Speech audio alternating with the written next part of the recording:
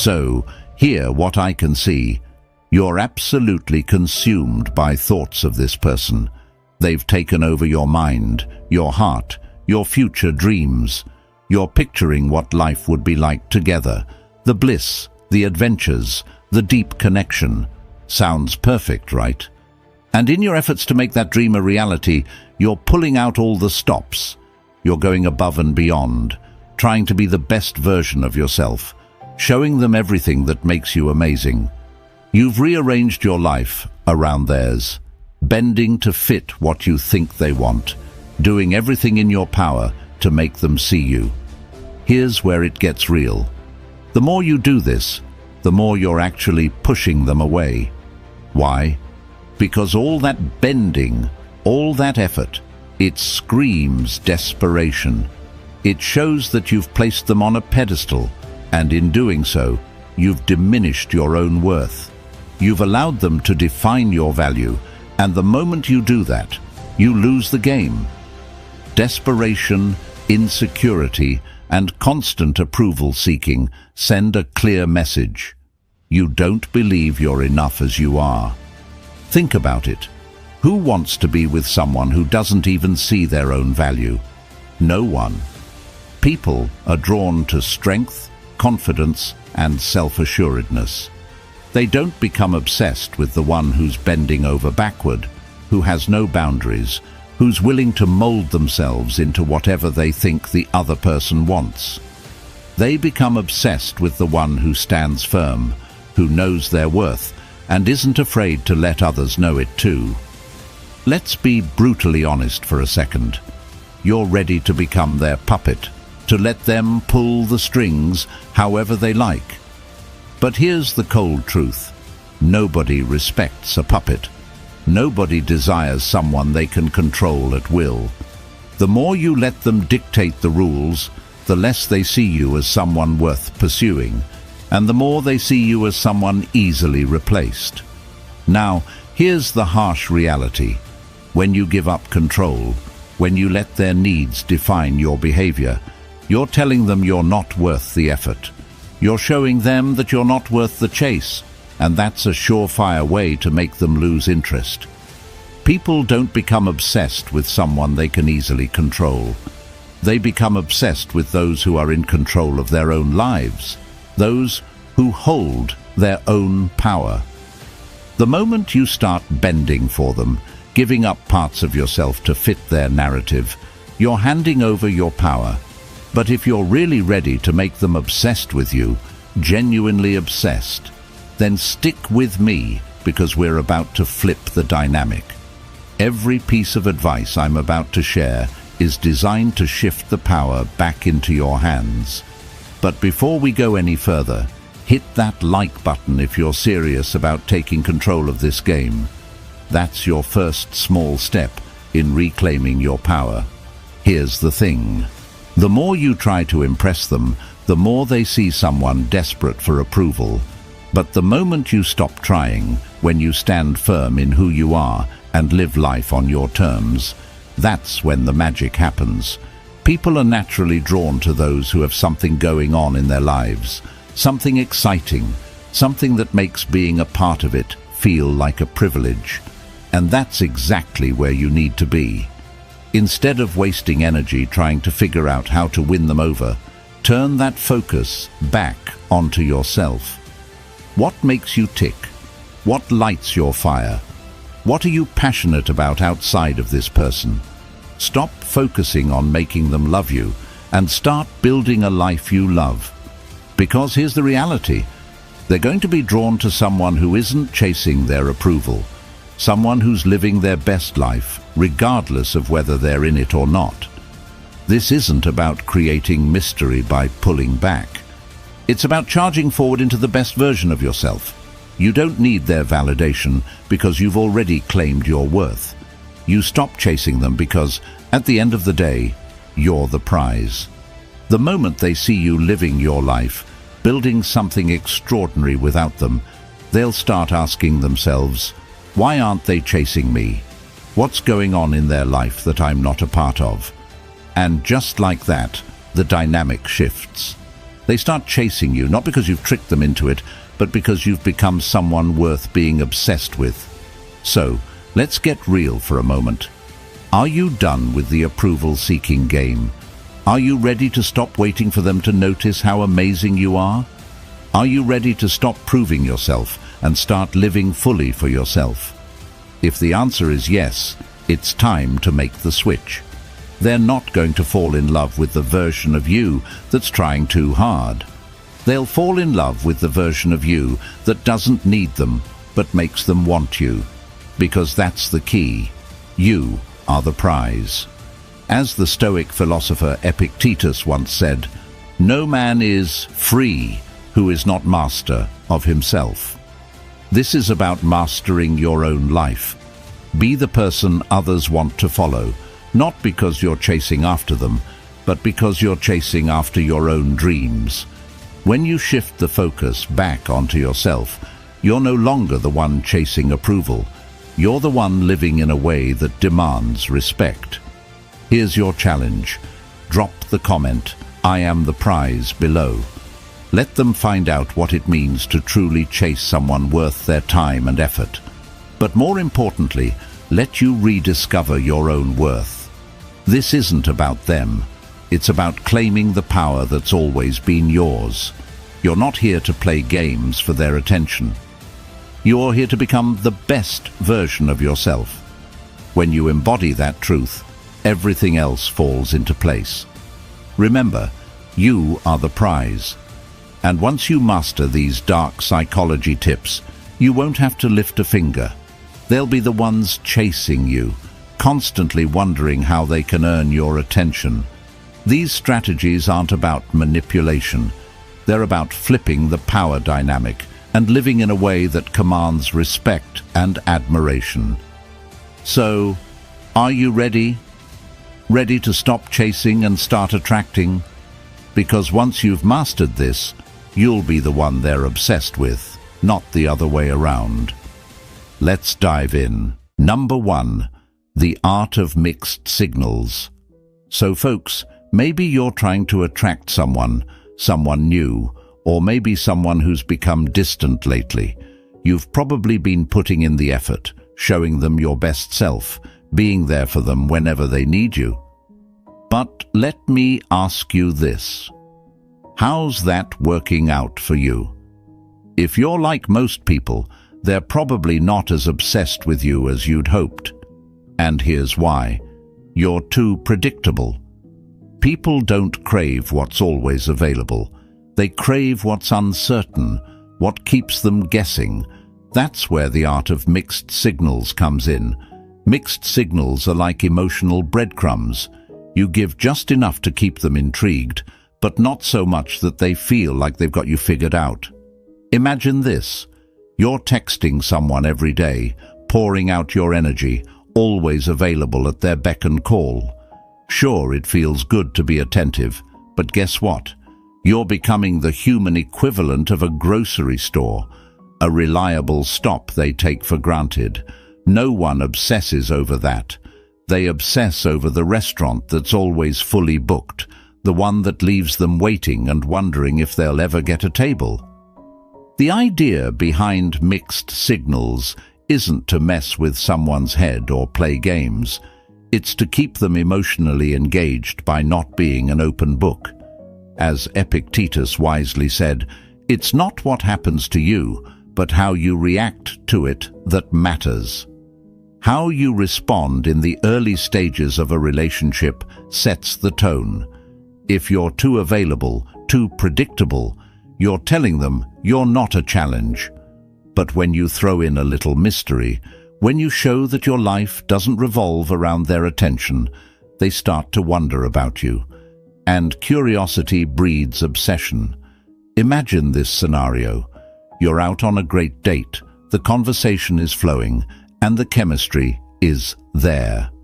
They're feeling it, you're feeling it. But instead of texting them the next morning saying how much fun you had, you wait.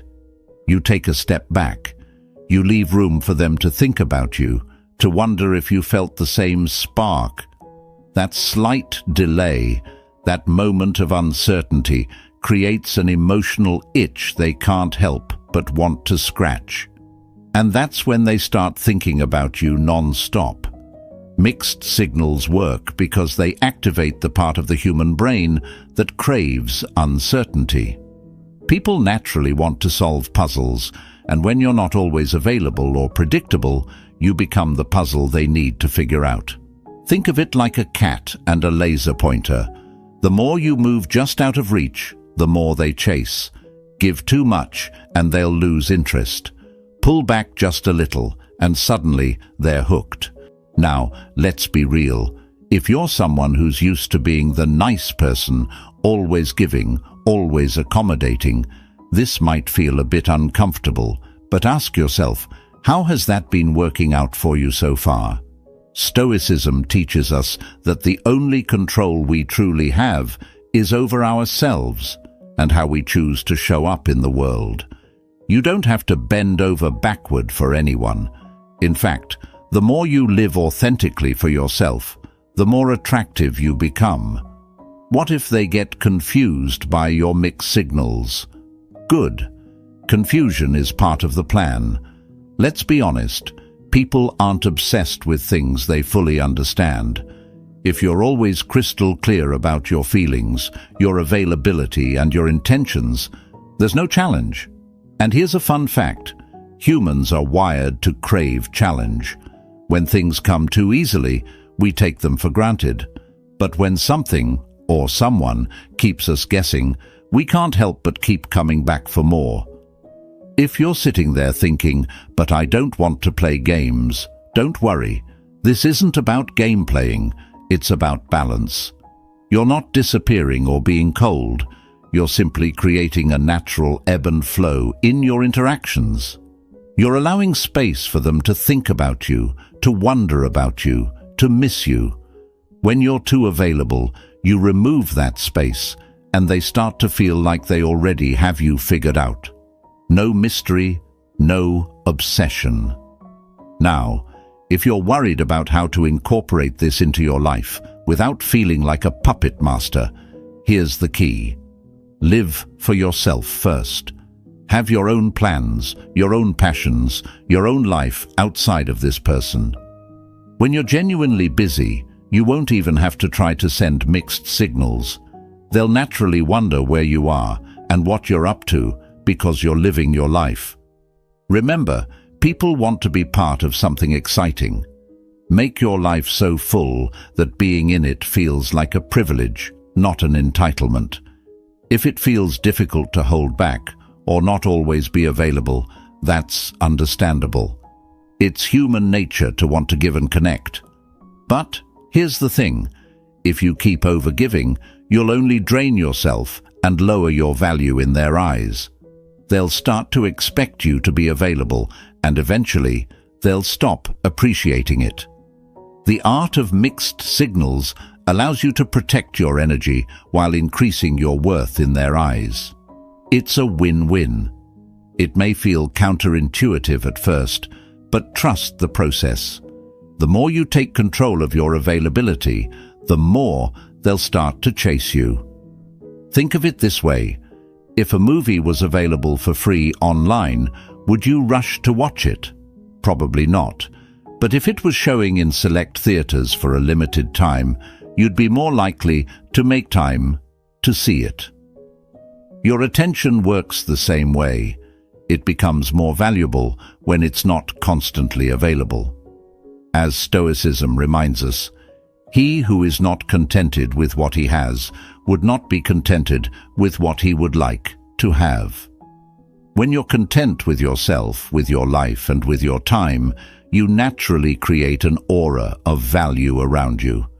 That's what people want to be part of. Close your eyes for a moment and affirm this to yourself. I am the prize. I am not here to chase. I am here to live fully. I don't need their validation because I validate myself. I am enough as I am, and they will crave my presence. Say it, believe it, and live it. The more you embrace that truth, the more power you'll hold in any relationship dynamic.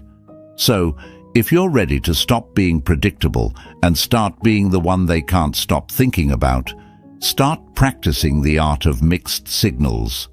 It's not about manipulation, it's about reclaiming your power and creating space for them to chase you. Remember, you're the prize, and once they realize it, they'll be the ones doing everything to win you over. And folks, this was just the first trick you need to add to your arsenal. Powerful, yes, but not enough to light the fire on its own. So, make sure you stick with me until the end, because staying still, this far in, means you're serious about changing the game. And trust me, you don't want to miss the rest of what's coming. These tactics build on each other for a reason. They create momentum that flips the script entirely. Oh, and before we move on, don't forget to subscribe and hit the like button for more powerful sessions just like this one. The journey to mastery starts now, and I'll be right here with you every step of the way. Number 2. Scarcity power. Now, to make them truly obsessed with you and to reclaim your power, we need to dive into one of the most potent principles of attraction, scarcity power. When something is rare, its value skyrockets. Think about it. People clamor for limited edition items, exclusive events, or anything that seems hard to get. This isn't just marketing psychology, it's human nature. We desire what's scarce, and when it comes to relationships, the same principle applies. If you're always available, always there at their beck and call, what message are you sending? You're telling them that your time, your attention, and your energy aren't valuable. And when someone thinks they can have you whenever they want, they stop chasing. You become an option, not a priority. The key to flipping that dynamic is scarcity, making your presence something they have to earn. Imagine this. You've been texting someone all the time, responding immediately, showing up whenever they need something. In the beginning, it feels good. They seem happy with the attention, but slowly they start pulling back. You start wondering, what happened? Why aren't they as responsive as they used to be? The answer is simple. You became too available. People don't value what's always within reach. Scarcity power flips the script. It's not about playing hard to get. It's about genuinely making your time and energy a limited commodity. Instead of always being ready at a moment's notice, you create space. You let them wonder where you are, what you're doing, and why they're not the center of your universe. And here's the magic. That space you create is where their obsession grows. Let's break it down. Think of your attention like a rare gem. If you were to hand it out freely, it would lose its value. But when it's scarce, people are willing to do anything to get it. The same is true with how you show up in relationships. When you're always there, always available, they take you for granted. But when you pull back, when you become a little less accessible, they start to realize what they're missing. That's the power of scarcity. It makes them crave your presence. Now, you might be thinking, does this mean I have to ignore them or play games? Absolutely not. Scarcity power isn't about disappearing or ghosting someone. It's about making intentional choices with your time. It's about showing them that you have a full, rich life that doesn't revolve around them. You're busy pursuing your own passions, goals, and dreams. And when they see that, they'll realize that your attention isn't something they can get whenever they want. It's something they have to work for. Picture this. You've been talking to someone you really like. Instead of texting them back instantly or rearranging your schedule to see them, you take your time. Maybe you don't respond right away because you're at the gym, hanging out with friends, or working on a project. When they do hear from you, it feels like a reward. They're left wondering, what have they been up to? Why aren't they texting me back as quickly as before? That slight delay, that sense of not knowing where they stand with you, triggers a psychological shift. They start thinking about you more, wondering how they can win your attention. Scarcity works because it taps into our fear of loss. People are far more motivated by the fear of losing something than by the prospect of gaining it. When your time and attention become scarce, they'll start to feel like they're losing something valuable, and that's when the chase begins. It's basic human psychology. We don't appreciate what's always there, but we obsess over what we might lose. If this feels difficult to incorporate into your life, start small. You don't need to go from being ultra-available to completely unreachable overnight. Begin by setting boundaries. Maybe you don't respond to every text immediately. Maybe you start saying no to plans that don't align with your schedule or priorities. The goal here is to show them that your life doesn't revolve around them. And that's a good thing. When they see that you're living your life for you, they'll start to realize how much they want to be a part of it. What if you worry that pulling back will make them lose interest altogether? Let me tell you something. If someone pulls away just because you're not constantly available, they weren't truly invested to begin with.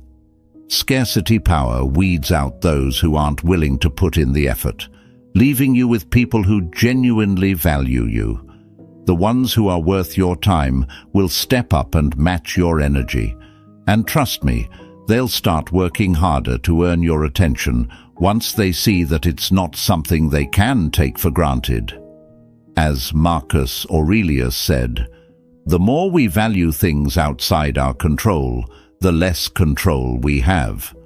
You can't control how others feel or act, but you can control how you value and distribute your time. By making your attention scarce, you're reclaiming your power. You're showing them that you're the one in control of how much you give and when. Close your eyes for a moment and affirm this. My time is valuable. My presence is a gift. I don't chase, I attract. People crave what I offer because it's rare, and I control when and how I give it. Feel the power in that statement. You are no longer someone who hands out your energy freely. You are someone who lives on your own terms, and that's exactly what makes you irresistible. Incorporating scarcity power into your life isn't just about making others chase you. It's about living in a way that honors your own value. When you hold yourself in high regard, others will too. You don't have to overextend yourself for anyone. Live your life, focus on your goals, and watch as they become obsessed with trying to earn a place in it. Remember, you are the prize. When your time and attention become scarce, their desire for you will only grow. Number 3, turn the spotlight on you. Now that we've talked about scarcity and mixed signals, let's dive into a powerful concept that many overlook. Turn the spotlight on you. If you've been trying to win someone over by constantly focusing on them, it's time to shift gears. The real power lies in making yourself the center of attention, not by demanding it, but by living in a way that naturally draws people in. Think about it. Who do people obsess over? Is it the person who constantly tries to please, or is it the one living boldly, confidently, and unapologetically? It's the latter. When you turn the spotlight on yourself, you're not only reclaiming your power, but also creating an aura of intrigue and magnetism. People become obsessed with those who have something going on in their own lives, not with those whose world revolves around someone else. Imagine this. You're at a social event, and there's a person who keeps asking questions, being overly attentive, and focusing entirely on someone else. Sure, they might come across as nice, but they also come across as forgettable. Then there's someone else in the room who isn't trying to grab anyone's attention, but is fully engaged in their own world, laughing, enjoying themselves, telling stories, being confident. Who do people gravitate toward? The second person, without question. Why? Because they're radiating energy and confidence, drawing others toward them effortlessly. When you turn the spotlight on yourself, you become that person. Instead of pouring all your attention and energy into someone else, you invest it in yourself, your passions, your goals, your well-being. And the moment you do that, people take notice. They start to wonder what makes your world so interesting. They become curious about you, and curiosity is the beginning of obsession. Let's break this down. When you're focused solely on the other person, trying to make them happy, you come across as desperate for approval. You're giving off the vibe that their validation is your only goal. But when you shift that energy back onto yourself, you show them and the world that you don't need external validation to feel whole. You have your own light, and they'll start to want a piece of it. Now, I know what some of you are thinking, but isn't this selfish? Number. In fact, turning the spotlight on yourself is one of the healthiest things you can do. Stoicism teaches us that we should focus on what we can control, ourselves. You can't control how someone else feels or behaves, but you can control how you show up in the world. When you live confidently and boldly, you're not only improving your life, but you're also creating an environment where others naturally want to be around you. Here's how you can start turning the spotlight on yourself. Begin by investing in things that make you feel alive. What are your passions? What goals have you been putting off? Maybe it's a hobby you've been meaning to pick back up, a project you've been wanting to start, or even just taking better care of yourself physically and mentally. When you focus on your growth, your happiness, and your purpose, you start to emit an energy that's irresistible. Picture this scenario. You're in a relationship where you've been giving everything to the other person. You're always the one checking in, always making sure they're okay, always available. But then you shift. You start focusing on your career, your hobbies, your personal growth. You're still present in the relationship, but now you're not pouring every ounce of your energy into them. Suddenly, they start noticing the change. They see you thriving, and guess what? They start wanting to be part of that energy. They begin chasing after the person who's not chasing them, you. Turning the spotlight on yourself also means setting boundaries. When you know your worth, you're not afraid to say no. You're not afraid to prioritize your time and energy. And here's the secret. People respect those who respect themselves. When you show them that you value yourself enough to invest in your own life, they'll value you even more. Of course, some of you might worry that focusing on yourself will push people away. But here's the truth. The right people will be drawn to you like a magnet. The ones who were never truly interested in your growth will fade away, and that's okay. You don't want people in your life who only stick around when you're constantly catering to them. You want people who are attracted to your confidence, your ambition, and your self-respect. This shift might feel difficult at first, especially if you've spent a lot of time putting others first. But here's a little Stoic wisdom to guide you. He who lives in harmony with himself lives in harmony with the universe. When you focus on your own growth, your own happiness, you create a ripple effect. Your energy changes, and the people around you can't help but notice. So, how do you incorporate this in your life today? Start small. Make a list of things that light you up, things that have nothing to do with anyone else. Then, commit to doing at least one of those things regularly. It could be something as simple as going for a run, reading a book, or starting a new project. The more you engage with your own life, the more magnetic you become. Close your eyes for a moment and affirm this. I am the center of my own universe. My light shines from within, and I don't need anyone's approval to feel whole. By living for myself, I inspire others to chase my energy. I am the prize. Let that affirmation sink in. You are not here to chase anyone. You are here to be the best version of yourself, and the right people will be drawn to that. Turning the spotlight on yourself isn't selfish. It's essential. When you do, you naturally create a space where people want to be. You're no longer the one chasing approval. You're the one living fully, boldly, and unapologetically. And that, my friends, is when the real magic happens. And folks, we're almost halfway through this video, and if you're still with me, it means this message is resonating with you. So go ahead and hit that like button. It really helps push this message to others who need it too. And I encourage you to stick with me until the end, because today is the day we make some real changes. Stay locked in, accept this challenge to see it through, and let's finish what we started. Your breakthrough is just around the corner. Number 4, emotionally unpredictable. Now, if you truly want to keep someone obsessed with you, it's time to embrace the power of being emotionally unpredictable.